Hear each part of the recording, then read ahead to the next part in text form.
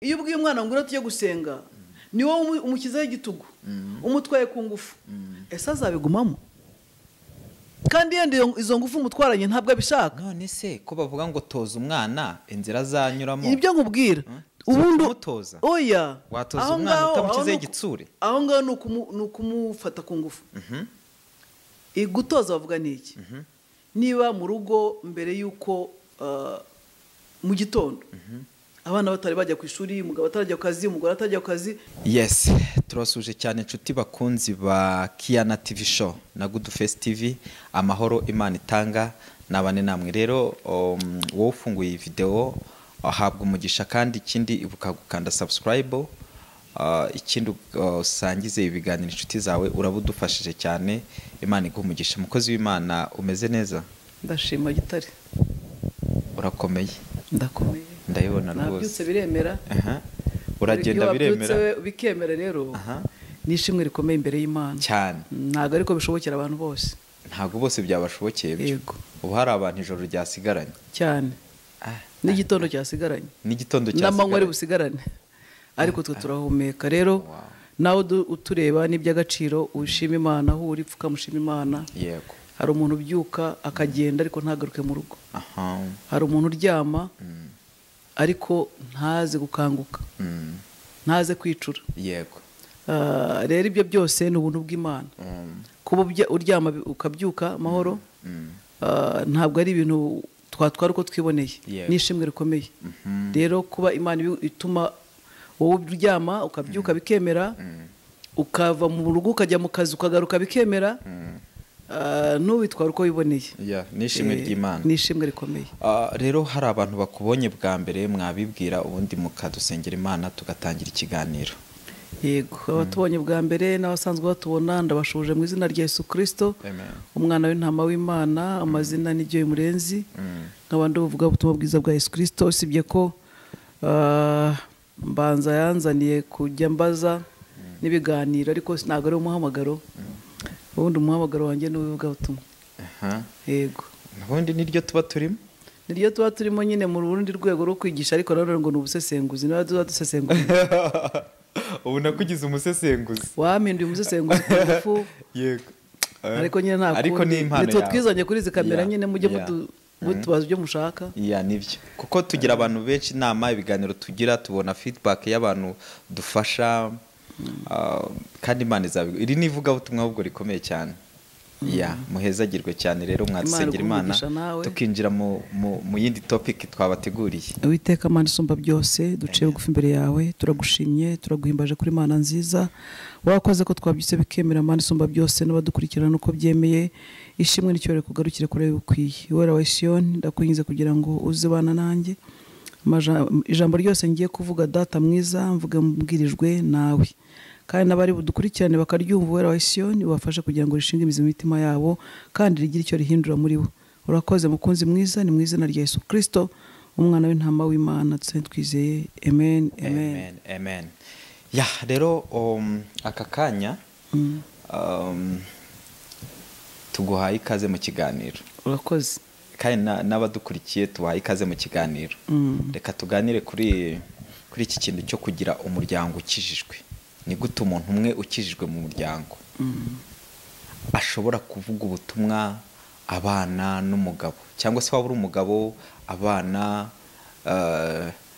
n'umugore bagakizwa, cyangwa se waba uri umwana. Mbese ni gute umuntu ashobora kwera imbuto ku buryo agakiza mu muryango kakuzuramo?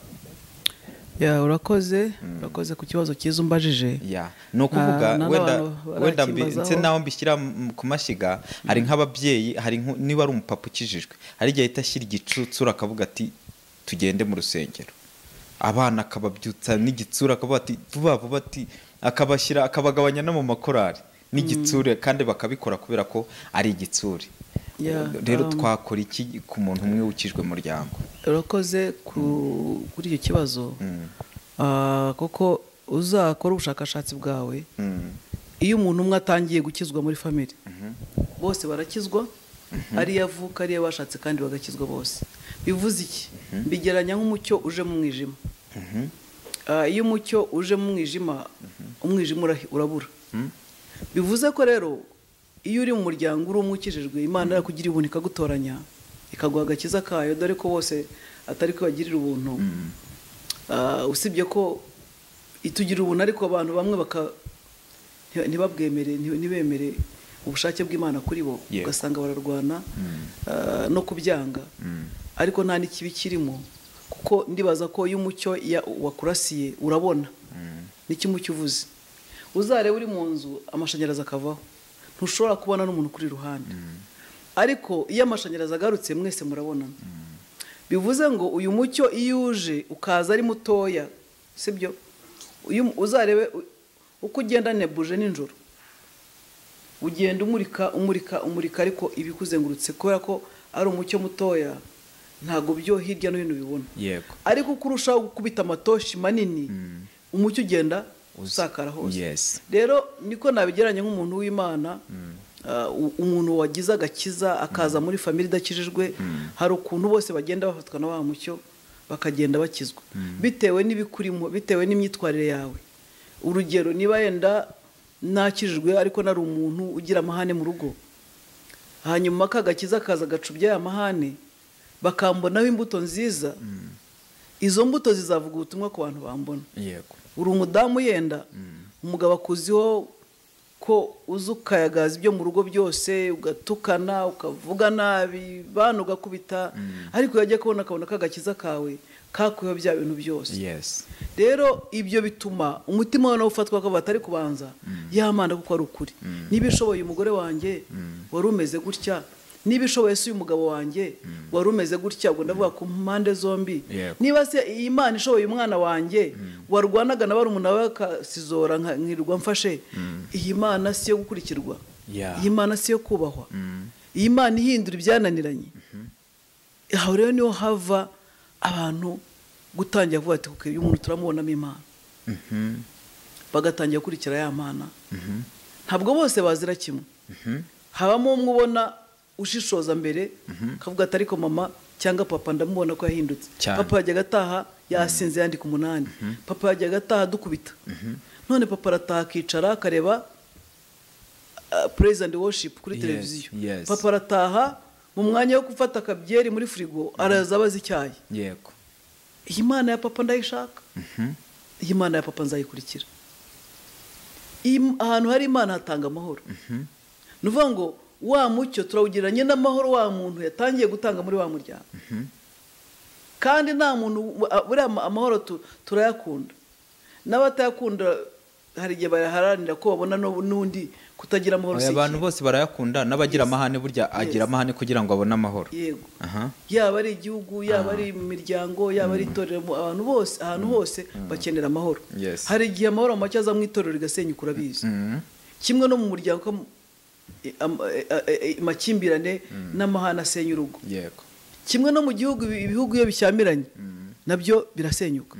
So usanga igihe cyose ngira ngo urabona ko no muri iyi minsi maze iminsi dukeneye ibiganiro Kongo na M23 kubera iki barazirikise no gukimbirana. Biriya bintu nakantu koroshye cyane, bose baciye bugufi, babaye bafite umwe afite Imana, umucyo wataha kuri we agaca bugufi, bakumvikana, nta kintu bapfa. Kwemeranya, reka izi nzira tubigenze gutya na gutya tubona amahoro, twirukana abantu babicanye ku butaka bwacu cyane, cyangwa nabo bashoboye kubona uwo mucyo bahinduke. Erega Imana irahindura, ahari amahane akajya munezero, akajya mu mahoro, hakajya bwumvikane. So ibintu byose ubona byose ku isi byazamye birabura amahoro y'Imana gutwarira muri bo, birabura ukuri kw'Imana gutwarira muri bo. Kuko n'urugero ibintu byose uzabona bishyamiranye, biba haba hari umwe wigiza nkana, umwe udashaka kuvuga ukuri, udashaka ko n'ukuri gukora, kandi ukuri gukorera mu bantu b'Imana. Ntago waba udafite Imana ukuri gukorera muri bo. Rero uyu mucyo w'Imana itanga ukenewe ku isi yose, mu miryango yacu, mu bihugu byacu, mu matorero yacu dusengeramo. Ese wa mugani nk'ibi ngibi bibaho, wa mugani hari igihe umuntu umwakizwa ahantu henshi nuko nguko bigenda, umuntu umwatangira akizwa muri quartier bikarangira quartier yose ikijijwe, bikarangira ariko nko mu muryango uyu munsi niwo twashatse kuvugamo.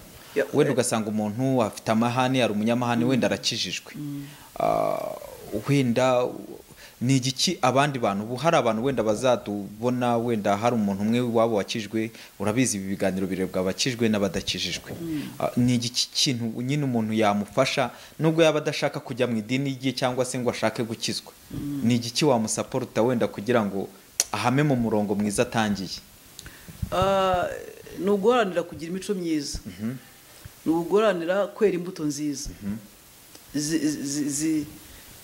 imbuto ikugaragaza uwo uriwe yes ni ukuvuga ngo umuntu wese aho uri waba ukijijwe waba udakijijwe yego haranira kugira imbuto nziza haranira kuba umuntu mwiza umuntu w'Imana biba ibintu bizima kandi iyo ibintu bizima ubiba mu miryango itandukanye ya miryango ivamo imiryango yindi myiza rero mureke tureke kwica imiryango ku masosho media yacu turimo turoga abana bacu barimo bakura turimo turoga abantu batandukanye si byiza reka tujye tubivuga mbanza harimo gihe tuvuga ngo tuzavuga Yesu gusa ariko Yesu umubwira abantu kugira ngo agire icyo abamarira Yesu agire icyo abahinduramo uyu Yesu rero twakiriye niyo tubabwira mwe bene data mwebwe mudukurikira wewe wirirwa uroga imiryango y'abanyarwanda wewe wirirwa uroga imiryango y'abana b'Imana ahubwo igihe kirageze ngo mubibe umucyo iyo ugiye ari umubyeyi ufite abana ugatukana n'icyo urimo kubiba mu mwana wawe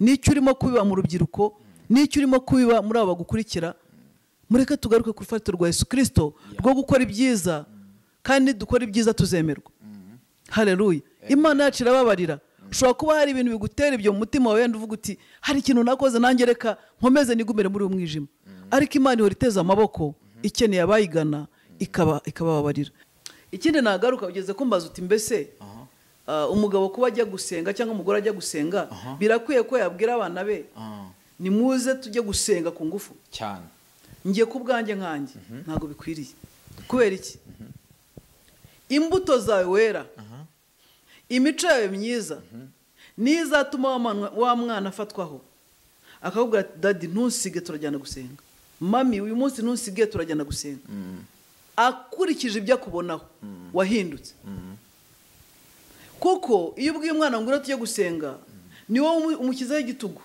umutwaye ku ngufu ese azabigumamo kandi yenda izo ngufu umutwaranye ntabwo abishaka none se ko bavuga ngo toza umwana inzira azanyuramo ibyo nkubwira ubundi umutoza oya watoza umwana utamukizeho igitsure aho ngaho ni ukumufata ku ngufu gutoza bavuga ni iki niba mu rugo mbere y'uko mu gitondo abana batari bajya ku ishuri umugabo atarajya ku kazi umugore atarajya ku kazi murasenga murya breakfast mwarangiza mugasenga mwamara gusenga abana bakajya ku ishuri yego mbere y'uko muryama ufata bibiri ugasoma icyanditswe uri umugabo cyangwa umugore warangiza ugasengera abana bawe bakajya kuryama sibyo yego iyo umaze kubatoza iyo nzira kucyo iyo bakiri batari babana batoya yego batakwifatira umwanzuro abo bana bashyira modoka mukajya gusenga sibyo cyangwa se mukanatega cyangwa mukagenda n'ibirenge biturutse ahantu musengera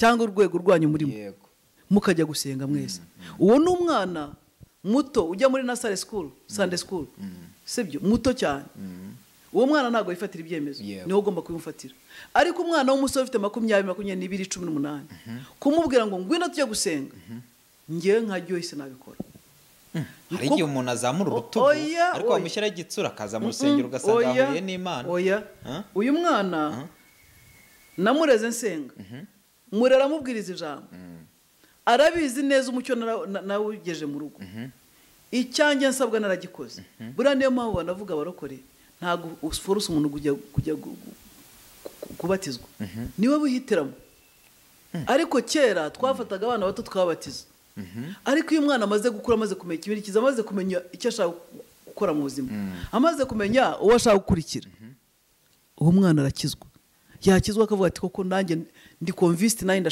ndashaka koko y'inzira ababyeyi banjye bakurikiye ndayishaka ariko gufata umwana w'iyo myaka ukamushyiraho igitsure cyawe azagushuka aze ngo aje gusenga ariko akubeshya nimugoroba azajya kunywa inzoga azajya gusambana azajya mu byo yigiramo hanyuma imbere yawe agaragare ko ari umwere mujye gusenga yigire gutya rero biba byiza kugira ngo gakize ubwe ari ukishakira iyo amaze gukura gashinga imizi muri we. Mbese icyo usabwa ni ukuberera imbuto, ni ukumurera ari muto, nkamuha imana, nkamurera mu mana, yamara gukura yabona iyo mana namurereyemo yumva atayikeneye, ubwo biramureba ko reka mabwira gakiza ni personal, ni umuntu ku giti cye. njya nkunda kubwira abantu ngo n'umugore n'umwana umunsi Yesu yaje gutwara itorero ntago muzajyana, ariko kuko wabonye ko ari keza niyo mpamvu ushobora niyo mpamvu nakureze nkaguha cyangwa ukanabiriza ubusa ukabwira uyu munsi ni hari n'abo hantu nzi bagira igihe cyo kwiriza ubusa n'umukozi wabo ntarye. Ibyo ngibyo ntabwo ariko ngewe nkora. Nakubwiye ngo ngewe nzakwereka ibyiza biva mu kwiriza, nzakwereka ibyiza biva mu gusenga, nzakwereka ibyiza biva mu ko wabatizwa ubuzima bwawe bugahinduka. Icyo gihe nutabikurikira uzabireka. Nakubwiye ngo nta muntu uzajyana n'undi umunsi Yesu Kristo yaje gutwara itorero, ni wowe na Yesu. Gukiranuka n'ukwawe nawe. Ngewe ndi umuyoboro wa family yanjye, sibyo? Nzakuyobora nuyoba ubitewe n'amarangamutima cyane n'ibyo ushaka, ubwo ni ibyawe. Ariko agakiza ntago ari force. Agakiza ni amahitamo y'umuntu akurikije umucyo yabonye muri wa muntu wamureze, cyangwa se erega ntago ababyeyi bose ariko barera abana babo babyaye. Hari n'igihe turera abana tutabyaye. Umwana akaza mu buzima bwawe ukamukunda, ukamurera, ukamuhindera. Wa mwana nabona yuko mbanza mureze neza, yuko mbanza rya torero hari cyo ryamuhinduyeho, uwo mwana akakubonaho ikintu cyiza kimwe cyonyine kizamutera guhinduka. Turi gusoza rero tugana ku musozo, ni igiki wenda wabwira nk'iyo miryango wenda inama mu minota mike yadusigaranye? Inama nabagira ukora ibyiza. Nidukora ibyiza tuzemerwa, niko biri gitubwira. Ni ukuba ingero nziza mu miryango yacu, ni ukuba ingero nziza muri izi social media turimo, ni uguba ingero nziza ahantu hose ugiye, bakuboneho umucyo w'Imana, bakuboneho byibura imbuto y'Imana ushobora gutera ikaba yamera ahantu kandi kamera ari nziza. Rero ahantu hose uri ku rwego rwose urimo, nagira ngo tube ingero nziza. Njya nkunda no kunangendera kurangiza nabivuze, hari igihe uba uri umubyeyi ukaza ahangaha, ni byiza kuvuga ubuhamya bwawe, ariko nanone kuza kuvuga ibintu bizagira ingaruka ku mwana wawe agiye ku ishuri, sibyo? Rero Imana iduha ubwenge, tugira ubwenge mu byo tuvuga, tugira ubwenge mu buhamya tuvuga, tugira ubwenge mu byo twigisha, mu hantu hose turi tugira ubwenge, kuko ikizagucika cyose kizakugiraho ingaruka mu myaka izaza, cyangwa kigira ingaruka ku mwana wabyaye, cyangwa se kigira ingaruka ku itorero ryawe cyangwa no ku gihugu. Rero biba byiza kugira ngo tugire ubwenge kandi tube ingero nziza mu byo dukora byose n'aho tugenda hose, tube ingero, kuko turi inzandiko zisomwa n'abantu benshi aho tuba turi. Rero biba byiza kugira ngo urwandiko nibarusoma rubonemo ibintu byiza. Ndabashimiye cyane, Imana ibaha umugisha. Iki kiganiro nakagaruka, ndi kumva nyine twasoza dusenga Imana, kandi murakoze cyane kubw'ibitekerezo. Ndabizi ko abantu biba byabunguye ibintu tugenda tubashyiriraho. Imana ibahezagire. Urakoze kutwakira, kandi Imana igumugisha nawe kubyo watubajije, nubwo watugize abusenguzi ku ngufu, ariko byose bifatanyiriza hamwe kutuzanira ibyiza. Uwiteka Mana isumba byose, turagushimye ko wabanye natwe, turagushimye yuko Mwami mwiza ukomeje kuturinda kandi ukomeje kudukunda. Wera wa Siyoni haradukurikirana muri aka kanya, hari ukuntu batannye, hari ukuntu babivuyemo. Data mwiza, ndasenze kugira ngo bagaruke ku rufatiro rwawe. Ndakwingize kugira ngo Umwami w'abami ijambo ryawe rigwire muri bo. Wera wa Siyoni uduhe kuba ingero nzima kuba dukurikira Mwami, kandi uduhe kuba imbuto Data mwiza zizera, imbuto nzima. Wera wa Siyoni abadukurikira batwumva Mana nziza, turakwingize kugira ngo bajye badusoromaho imbuto nzima, kandi batwumveho amagambo ahumuriza n'amagambo ashobora kububaka. Ujye uturinda imbaraga zose z'umubi zatuma dutana twava mu byiringirwa. Kuba dukurikira tubasengeye umugisha wo kuzakumenya n'uruta indi migisha yose. Abarwayi, abarushya, abaremerewe, turasenze kugira ngo Data mwiza uruke ubaruhure kandi ubakirishe ikiganza cyawe cy'imbabazi. Shimwa kirwa hejuru utegeka ganza, ni mu izina ry'Umwami w'abami dusenze twizeye. Amen.